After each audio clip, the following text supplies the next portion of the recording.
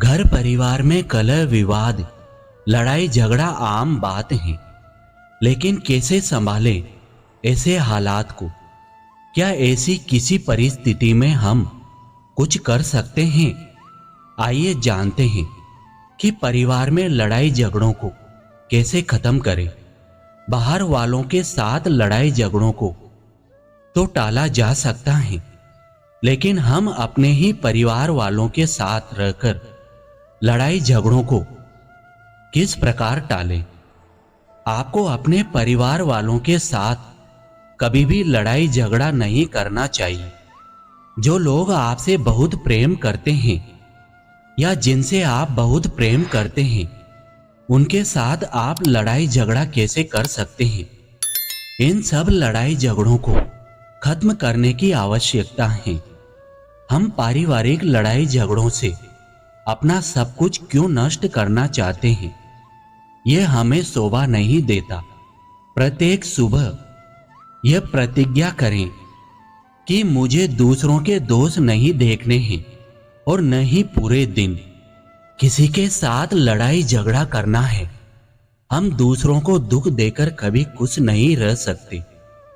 हम दूसरों को खुश करके ही खुशियां पा सकते हैं। यदि आप अपने परिवार वालों को खुश रखते हैं तो बदले में आपको भी अवश्य खुशी प्राप्त होगी। यह संसार दुखी होने के लिए नहीं है, बल्कि आनंद लेने के लिए है।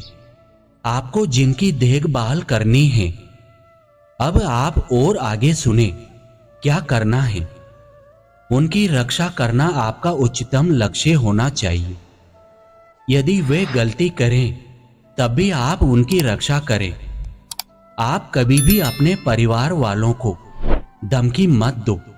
माता पिता, दादा दादी, बच्चे, पति पत्नी अपने ही परिवार के सदस्य हैं।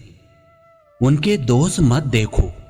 लड़ाई झगड़े रोज नहीं होते, वे तभी होते हैं जब आपके पूर्व कर्म अपना फल देने के लिए तैयार होते हैं। जब ऐसा हो तब आप एडजस्ट करें और सुनिश्चित कर लें कि कहीं ये घर्षण आपको आपके परिजनों से ही दूर ना कर दे। यदि दूसरा व्यक्ति आपके साथ भेद रखने लगे तब भी आपको उसके साथ भेद नहीं रखना चाहिए। इन लड़ाई झगड़ों के कारण कभी भी रिश्तों में दूरियां न आने दें। अगर ऐसा हो जाता है तो इन दूरियों को जल्दी से जल्दी मिटाने का प्रयत्न करें। अब इसे ध्यान से जरूर सुनें। परिवार में लड़ाई झगड़ों को टालने के लिए घर के सदस्यों की प्रकृति को पहचानें। हो सकता है घर में 10 लोग हों, लेकिन आप उनकी प्रकृति को नहीं पहचान पाए, जिसके कारण ये विवाद उत्पन्न होते हैं। आपको उनकी प्रकृति की भिन्नताओं को पहचानना है। यदि घर में एक व्यक्ति हर समय शिकायत करता है तो वह उसकी प्रकृति है, और तब यह समझ लेना कि यह सामने वाले व्यक्ति की आदत है। इससे आप पर उसका प्रभाव नहीं पड़ेगा। हमारी वास्तविक प्रकृति सभी आदतों से परे है। इस ज्ञान से सभी परिस्थितियों का सामना हो जाएगा। यदि आप इन परिस्थितियों में ही उलझे रहेंगे तो लड़ाई झगड़े जारी रहेंगे। सज्जन और कृतज्ञ बनो, एक सागर और समुद्र की तरह। जो कुछ भी तुम्हारे पास आए उन सभी को खुशी से स्थिर करते हुए आगे बढ़ते जाओ। सभी आपके प्रेम का अनुभव लेंगे, आपकी निर्मलता को पहचानेंगे और उसकी सराहना भी करेंगे।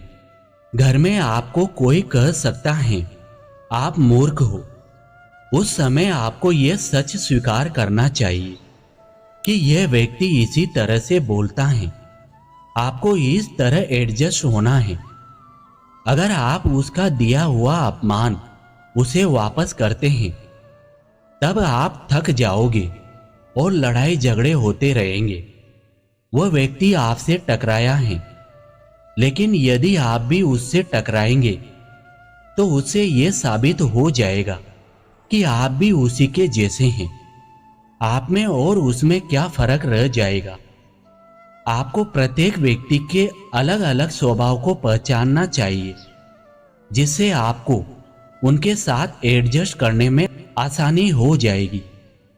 व्यक्ति अमूल्य हैं, जबकि वस्तुएं बदली जा सकती हैं।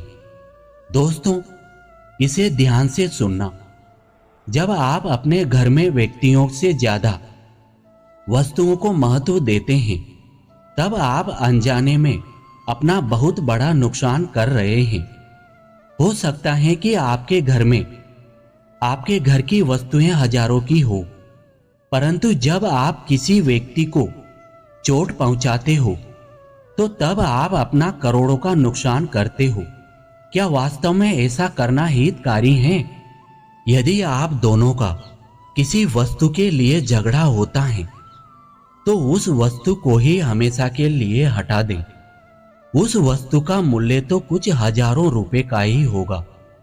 क्या उसके लिए लड़ाई झगड़ा करना हितकारी है? यह कि देश के बीज ही बोएगा। बस इससे छुटकारा पाओ। जिस भी वस्तु के कारण लड़ाई झगड़े हों, उस वस्तु को हटा देना चाहिए। इसके लिए ये कारण है कि परिवार के लोग ज्यादा महत्व हैं, जबकि घर की चीजों को बदला जा सकता है। आप नई चीजों को खरीद सकते हैं, लेकिन जिनसे आप प्यार करते हैं, उन्हें हमारे द्वारा जो दुख हुआ है, उसके घाव को आप कैसे भरेंगे? आपको घर में सबको कहना चाहिए, हम एक दूसरे के शत्रु नहीं हैं। किसी का भी किसी के साथ झगड़ा नहीं है। मतभेद रखने की कोई आवश्यकता नहीं है। आपस में परस्पर बातचीत करते रहें और सुखी रहें। इस तरह से आपको सब कुछ सोचना और करना है। आपको कभी भी परिवार के सदस्यों के साथ लड़ाई झगड़ा नहीं करना चाहिए। जिनके साथ आप घर में रहते हैं, उनके साथ आप झगड़ा कैसे कर सकते हैं? कोई भी दूसरों को दुख देकर कभी भी सुख नहीं रहा है, और ये आप अच्छे से जानते हैं।